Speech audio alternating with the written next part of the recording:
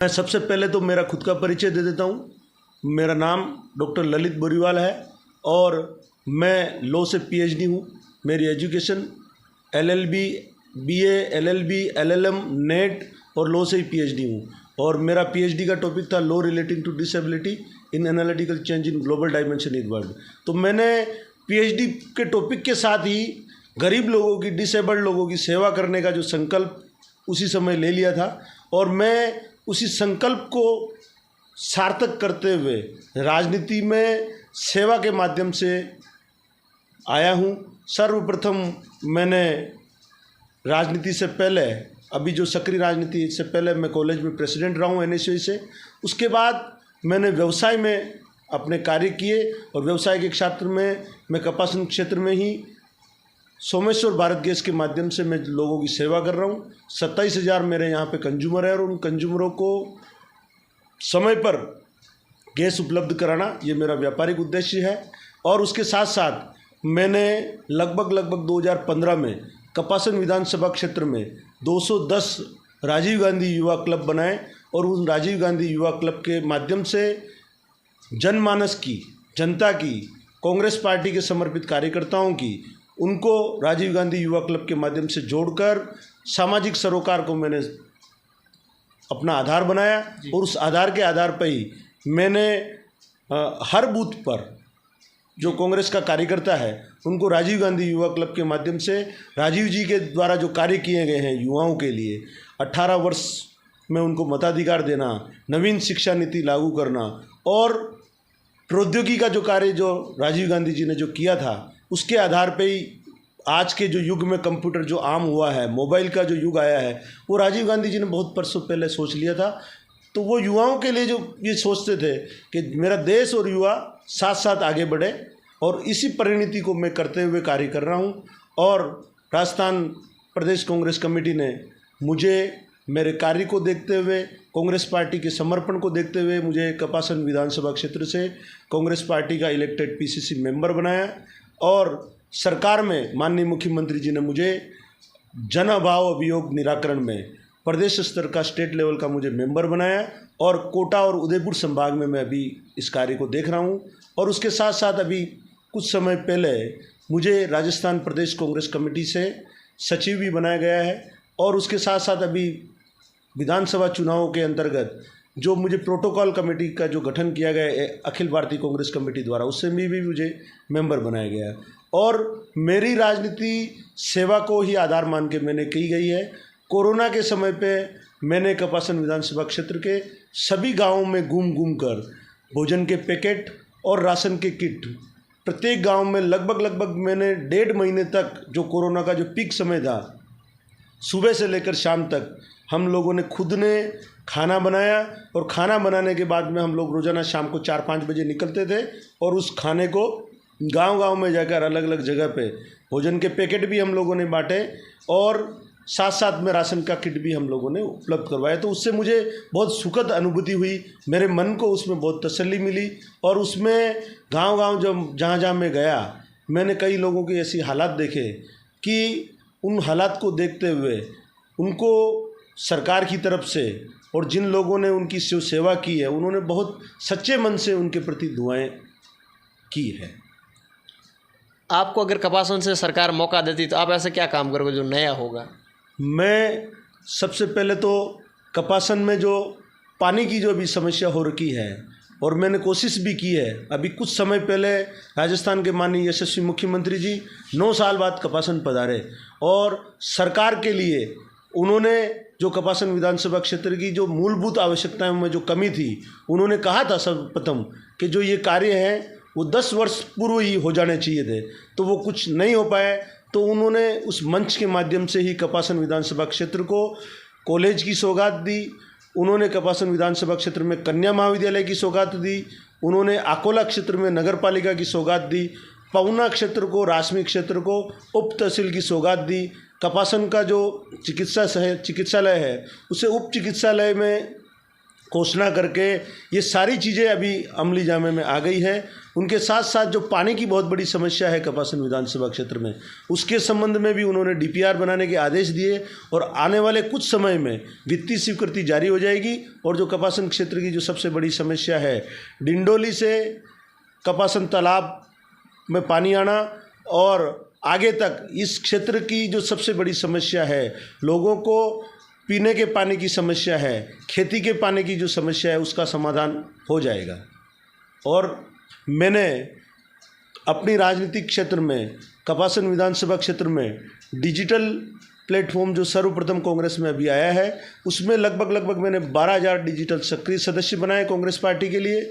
उसके साथ साथ कांग्रेस पार्टी ने मुझे आज़ादी की जो 75वीं जयंती है, उसमें मुझे पूरे ज़िले का जो संयोजक बनाया। उसके आधार पर मैंने पिछले दिनों 26 जनवरी और 15 अगस्त को पूरे ज़िले में आज़ादी की गौरव यात्रा निकाली, जो कपासन विधानसभा क्षेत्र में कपासन से स्टार्ट होकर अगले दिन वो चित्तौड़गढ़ विधानसभा क्षेत्र में निकली।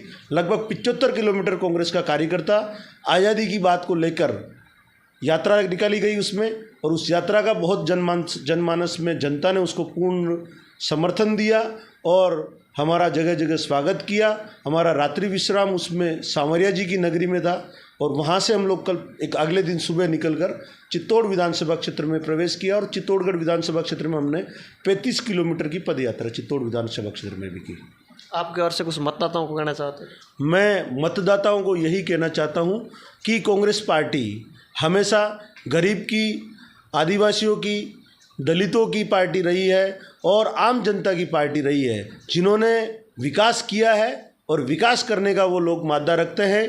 और कांग्रेस पार्टी ने गरीब की सेवा की है। और कपासन विधानसभा क्षेत्र के लिए मैं विशेष तौर पे कहना चाहता हूँ, जो मूलभूत यहाँ के जो श्रीमान विधायक जी हैं, श्रीमान अर्जुन लाल जी जिनगर, वो 4 बार से यहाँ पे विधायक हैं और पिछले 2 बार से वो लगातार भारतीय जनता पार्टी के विधायक रहे हैं यहाँ से।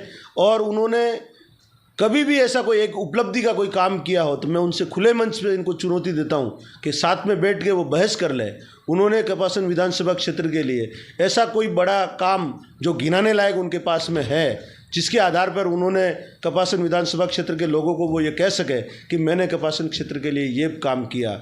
उनके विधानसभा क्षेत्र में जहाँ वो निवास करते हैं, रासमी में, वहाँ पर लोग मूलभूत आवश्यकता जिसको पानी बोलते हैं, और उसी क्षेत्र में 2 किलोमीटर में मातृकुंडिया डैम है, जो राजस्थान के जो बड़े डैमों में गिनती की जाती है, उसका वो पानी लोगों को नहीं पिला सके। तो इस बार जनता ने मन बना लिया है कि उनको ये पानी पिलाने का, उनको खुद को पानी पिलाने का काम जनता करेगी। और मुझे पूर्ण विश्वास है कांग्रेस पार्टी के कार्यों को जनता मोहर लगाएगी। और मैंने जो जनता को जो सेवा की है, पार्टी मुझे यदि इन चुनाव में टिकट देती है तो मैं बहुत अच्छी मेहनत करके कांग्रेस पार्टी को यह विजय दिलाने का प्रयास करूंगा। और टिकट मुझे यदि नहीं मिलता है तो भी मैं एक सच्चे कार्यकर्ता होने के नाते कांग्रेस पार्टी जिसको भी टिकट देगी उसको मैं सच्चे मन से और सच्ची श्रद्धा से उसको जिताने का प्रयास करूंगा। कांग्रेस पार्टी आप पर विश्वास कर दे तो फिर आप जिता दोगे? कांग्रेस पार्टी के कार्यकर्ता कांग्रेस को जिताएंगे। मेरा समर्पण और मेरी लगन कांग्रेस पार्टी के प्रति है।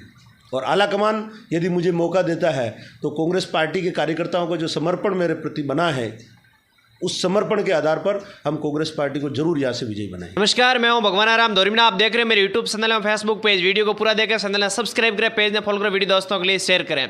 आप देख रहे हो आपके मोबाइल की स्क्रीन पर कांग्रेस पार्टी के प्रदेश कार्यकारिणी के सदस्य, पीसीसी के सदस्य, कांग्रेस पार्टी के अभी चित्तौड़गढ़ के कपासना विधानसभा क्षेत्र के कांग्रेस पार्टी के होने वाले प्रत्याशी के दावेदार या प्रत्याशी के रूप में मेरे साथ हैं डॉक्टर ललित जी बोरीवाल साहब, जो अभी हम राजनीतिक चर्चा करेंगे। ललित जी, इस बार कांग्रेस पार्टी के चुनाव है, उन तमाम प्रकार के लेके सबसे पहले आपका सर स्वागत कि आप हमारे चैनल से जुड़े। धन्यवाद सर। विधानसभा चुनाव 2023 में कैसे देखते हो?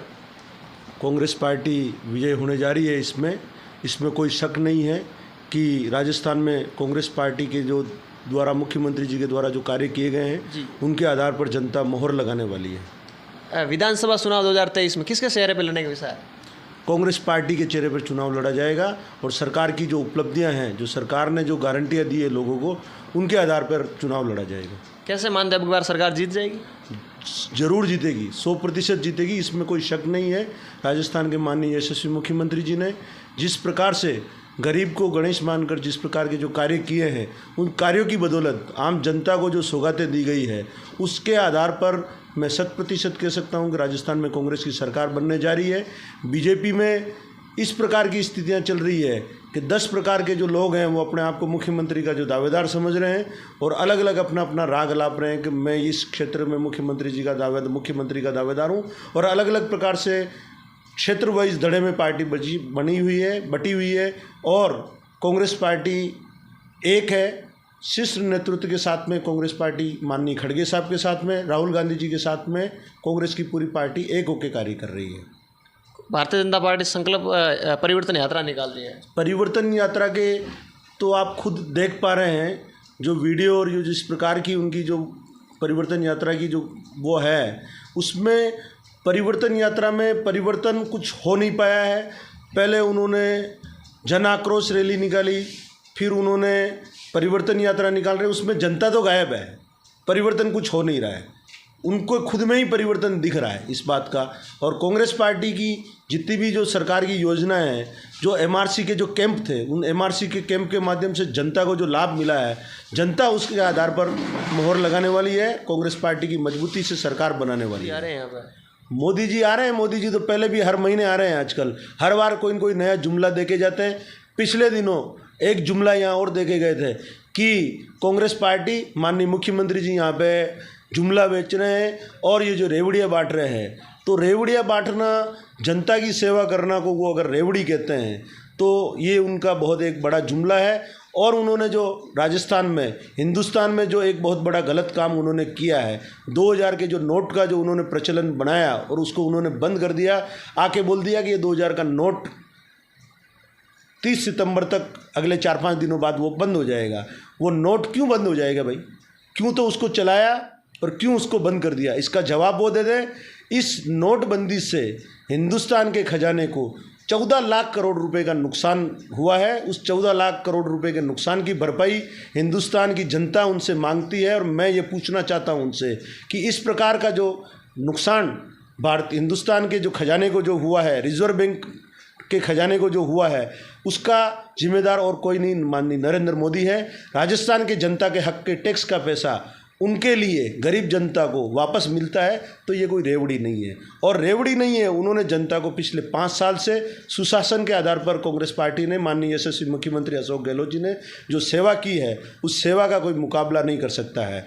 और माननीय मोदी जी जो कहते हैं उसको करते नहीं हैं, और माननीय मुख्यमंत्री अशोक गहलोत जो कहते हैं उसको करते हैं। उन्होंने कहा कि मैं महिलाओं को 1,40,00,000 राजस्थान की जो चिरंजीवी महिला मुखिया हैं, उनको मोबाइल देने का जो काम किया है, वो एक बहुत ही काबिल तारीफ़ है। महिलाओं को सशक्तिकरण का जो कार्य माननीय मुख्यमंत्री जी ने किया है, उसका कोई मुकाबला नहीं। राजस्थान की गरीब जनता, जिनको राशन का किट उपलब्ध कराने का जो काम मुख्यमंत्री जी ने किया है, वो निरंतर जारी रहेगा। और सामाजिक सरोकार बढ़ाने के लिए, सामाजिक सुरक्षा के अंतर्गत राजस्थान के लगभग 1 करोड़ परिवारों को, महिला और पुरुषों को 1,000 रुपये जो मासिक पेंशन का जो कार्य किया है। और मैं उसका 2 प्रकार से वर्गीकरण करना चाहता हूँ। जनता की जो सेवा करने का जो काम उन्होंने किया है, एक तो होता है पेट का बेटा, जिसको आप बोलते हैं जिसने आपको जन्म दिया है, वो पेट का बेटा होता है। और एक बेटा होता है वोट का बेटा। जो वोट का बेटा है माननीय मुख्यमंत्री अशोक गहलोत, जिन्होंने जनता की सेवा, आपने 2018 में माननीय मुख्यमंत्री जी को राजस्थान की जनता ने आशीर्वाद दिया, और उस जनता के आशीर्वाद से उन्होंने 2013 में, माननीय मुख्यमंत्री जी ने, राजस्थान में कोई पेंशन की सुविधा नहीं थी गरीबों को, नौकरी पेशा करने वाले आदमी को तो पेंशन मिलती थी। और कुछ बुजुर्गों ने उनको आश्वासन, सुझाव दिया कि हमारे को कोई खर्चे का पैसा नहीं मिलता है, तो उन्होंने 500 रुपये से पेंशन की शुरुआत की। और माननीय मुख्यमंत्री जी ने 2018 में जब उनको तीसरी बार जनता ने आशीर्वाद प्रदान किया, तो उसमें उन्होंने 2018 में आते ही उन्होंने 750 रुपये की पेंशन कर दी। और 2023 के बजट में उन्होंने उसको 1,000 रुपये बढ़ा दी। और बजट में पेंशन बढ़ाने के साथ में कानून बना लिया कि हर साल उनकी पेंशन जो है वो 15% बढ़ेगी। और गरीब लोगों को जो पैसा माननीय मुख्यमंत्री जी ने जो दिया है, उसका उन्होंने कोई प्रचार नहीं किया है। एक घर में लगभग 7,200 रुपये माननीय मुख्यमंत्री जी के पहुंचते हैं, और एक तरफ मोदी जी है जो 2,000 रुपये किसान निधि के लोगों को दे रहे हैं, उसका बहुत बड़ा प्रचार करते हैं। और जो योजना उन्होंने लागू की थी उसमें उसके बाद लगभग 30 लाख परिवार हिंदुस्तान में, उसमें से कम कर दिए उन्होंने, बढ़ाया नहीं उन्होंने और उनको कम कर दिया।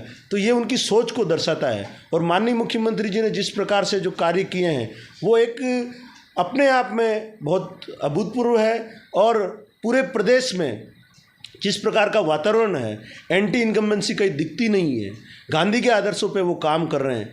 और पूरे देश के जो लोग हैं, पूरे देश की जो सरकारें हैं, गांधी जी के मॉडल को, माननीय मुख्यमंत्री जी को राजस्थान में गांधी जी की भी संज्ञा दी जाती है, तो इस मॉडल को माननीय मुख्यमंत्री जी को पूरे प्रदेश के जो सेवा करने का जो उन्होंने संकल्प लिया है, इस मॉडल को पूरे देश में लागू किया जा रहा है। अभी हाल ही में कर्नाटक में भी राजस्थान मॉडल की जीत हुई। हिमाचल प्रदेश में भी जो कांग्रेस का जो ये मॉडल है राजस्थान में चिकित्सा और शिक्षा का, उस मॉडल के आधार पर राजस्थान की सरकार फिर बनने जा रही है। और मैं आपके चैनल के माध्यम से कांग्रेस के कार्यकर्ताओं को ये आह्वान करना चाहता हूँ कि अब आने वाले समय में कमर कस लें और राजस्थान में कांग्रेस की सरकार बनाएं, और 2024 में इस मोदी की जो सरकार है इसको उखाड़ के फेंकें, और फिर लोकतंत्र को मजबूत बनाते हुए कांग्रेस पार्टी की और माननीय राहुल गांधी जी की, माननीय खड़गे जी के नेतृत्व में कांग्रेस पार्टी की सरकार बनाएं। ये थे मेरे साथ कांग्रेस पार्टी के प्रदेश सचिव डॉक्टर ललित जी बोरीवाल, जिन्होंने अपनी बखूबी से बात रखी। धन्यवाद, थैंक यू।